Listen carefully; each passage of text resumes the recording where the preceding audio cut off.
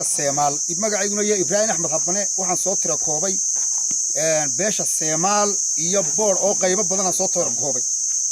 ninka 300 oo neef lahaa waxa haray konton waxa la yiraahaa Abdi Xasan Xaaji baa la yiraahaa Saleebaan Abdi Xasan Xaaji baa la yiraahaa ninka la yiraaho Ismaaciil Xuseen Beyle isaga wixii riyow lahaana way socdeen tirada arigaasi ninkaasi markaan qiyaaso ilaa 600 oo neef u lahaa ariga dhintay ilaa 400 oo dhintay arigaasi ninka la yiraahdo Ismaaciil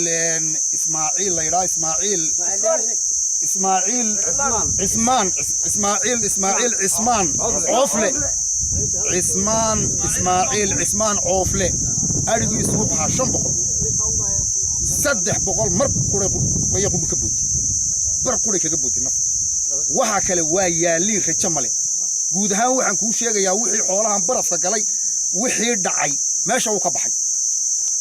oo hadii daawo la soo gaari waayo imika oo la daweyn waayo waxaasi uu ku daayay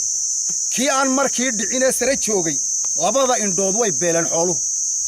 lugaha iyo kilkilooyinka iyo waxa soo dhan biyaha ka socda barafkii baa galay marka kii dhintay iyo kii dhintay waa laga samray ka nool weeyo waxa maanta dhibaato haysataa marka waxa weeyi guud ahaan marka la yiraaho